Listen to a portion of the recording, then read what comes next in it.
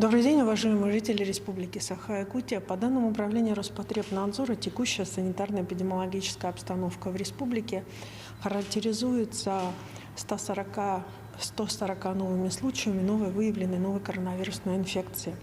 В столице нашей республики выявлено 78 случаев, 11 выявлено в Мирнинском районе, по 8 случаев выявлено в Алданском и Вамгинском районе, по 6 случаев в Сунтарском, 4 в Вилюйском, по 3 в Намском, Нерюнгринском, Усть-Алданском и Чурапчинском, по 2 в Алайховском, Ленском, Нюрбинском, Татинском и по 1 в Абыйском, Верхневилюйском, Кобяйском, Мегино-Кангаласском и Хангаласских улусах.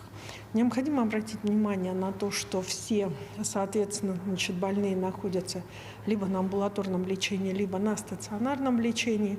Сегодня для нас, к сожалению, необходимо констатировать факт, что увеличилось количество больных детей, и соответственно, принято решение о развертывании дополнительного детского стационара для того, чтобы в полной мере обеспечивать медицинскую помощь по лечению новой коронавирусной инфекции, относительно в том числе мам с маленькими детьми, так как это требует и дополнительных расходов, и дополнительных ресурсных мощностей. За сутки нашим лабораторным управлением Роспотребнадзора проведено 1644 исследования на новую коронавирусную инфекцию. И всего за весь период пандемии обработано 1 304 225 исследований на новую коронавирусную инфекцию.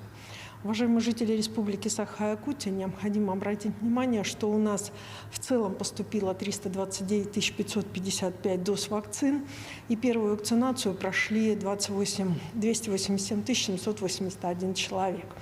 На настоящий момент использованы вакцины 88% от общего объема вакцины, поступившей в республику.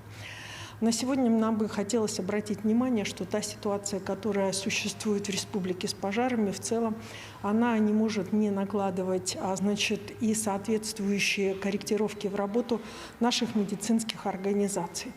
Прежде всего, мы усилили уже как 10 дней и, соответственно, до этого отрабатывали вопросы с усилением телемедицинских консультаций для тех отдаленных населенных пунктов и, соответственно, где у нас санитарная авиация не может вывести в связи с погодными условиями.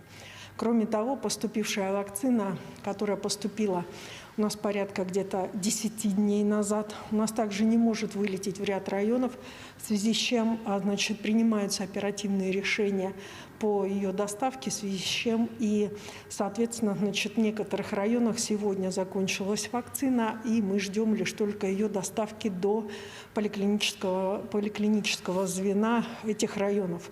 Специально для Абыйского и Ленского района при наличии погоды, соответственно, завтра вакцина вам будет доставлена.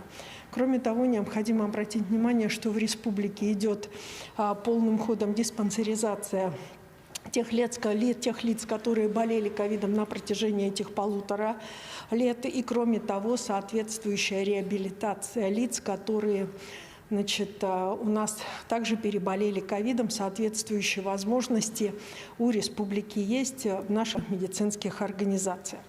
Кроме того, мы ждем бригаду Министерства здравоохранения Российской Федерации, договоренности по которой определены по работе и по влиянию непосредственно ситуации, связанной с пожаром, на лечение ковида в том числе.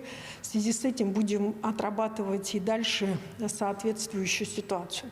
Еще раз обращаю внимание всех граждан на необходимость вакцинации, и мы уже начнем приступать к периоду ревакцинации, в связи с тем, что в ближайшее время, я думаю, что исходя из погодных условий, во вторник, в среду в республике поступит 50 000 доз вакцины «Спутник Лайт», которая нам позволит перейти к более массовой вакцинации, и вообще перейти к массовой ревакцинации тех, кто уже ковидную вакцину у нас получал.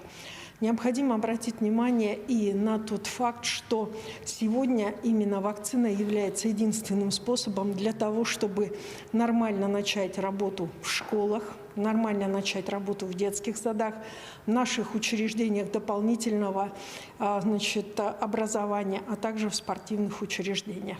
Спасибо.